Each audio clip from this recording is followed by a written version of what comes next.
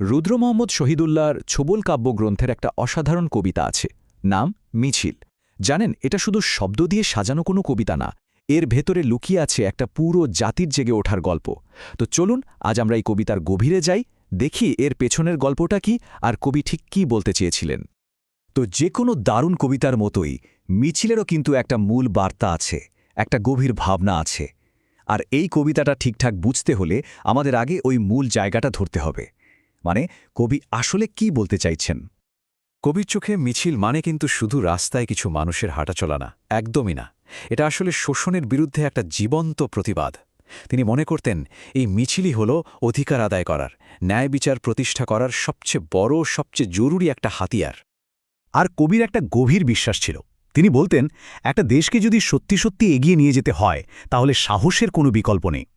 তার ভাষাতেই বলি, দেশকে এগিয়ে নেওয়ার মন্ত্রে আমাদের ভয়হীন ও দৃঢ় হতে হবে। মানে এই যে ভয় না পাওয়া আর নিজের সিদ্ধান্তে অটল থাকা, এটা ছাড়া কিন্তু কোনো বড় পরিবর্তন আনা সম্ভব না। আচ্ছা, এই যে এত লড়াই, এত মিছিলের কথা হচ্ছে, এগুলোর শেষটা কোথায়? লক্ষ্যটা কি?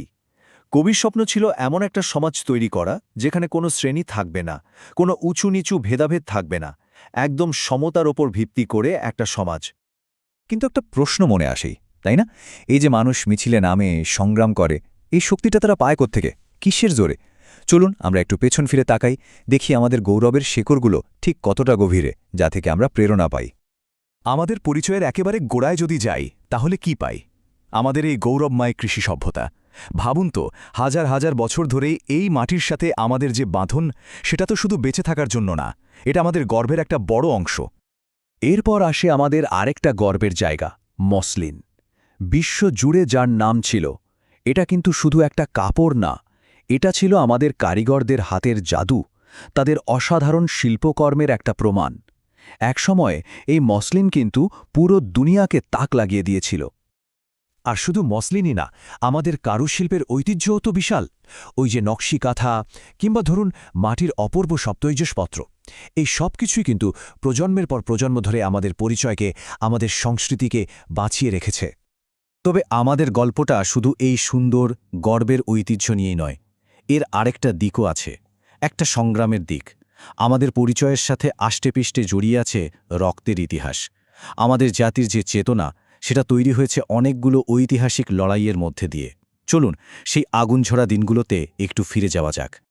এই লড়াইয়ের পথের এক একটা মাইল ফলক শুরুটা হয়েছিল ৫২র ভাষা আন্দোলন দিয়ে।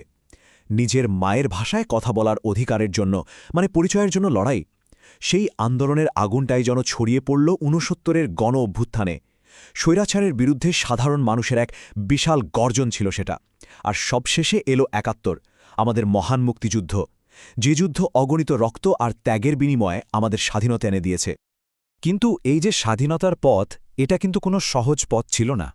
এর সাথে জড়িয়ে আছে আত্মত্যাগের এক বিশাল করুণ ইতিহাস। স্বাধীনতার জন্য যে দাম আমাদের দিতে হয়েছে, সেটা ভুলে যাওয়ার মতো না। ৩০ লক্ষ, ভাবা যায়? এটা কিন্তু শুধু একটা সংখ্যা না, এটা ৩০ লক্ষ শহীদের রক্ত দিয়ে লেখা একটা ইতিহাস।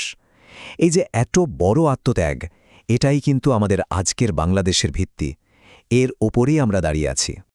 তো একদিকে আমাদের এই গৌরবময় ঐতিহ্য, আরেকদিকে এই রক্তঝরা সংগ্রাম আর আত্মত্যাগের স্মৃতি।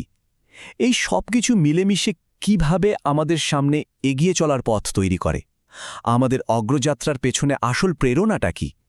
চলুন সবটা একবার এক জায়গায় করে দেখি। দেখুন, আমাদের প্রেরণার উৎস কিন্তু দুটো। একদিকে আছে আমাদের হাজার বছরে পুরনো কৃষি, আমাদের মসলিন, আমাদের কারুশিল্পের ঐতিহ্য। আর ঠিক তার পাশেই আছে ৫২র চেতনা, ৬৯-এর গর্জন আর ৭১-এর মুক্তিযুদ্ধ, সাথে আমাদের শহীদদের সেই অমূল্য স্মৃতি।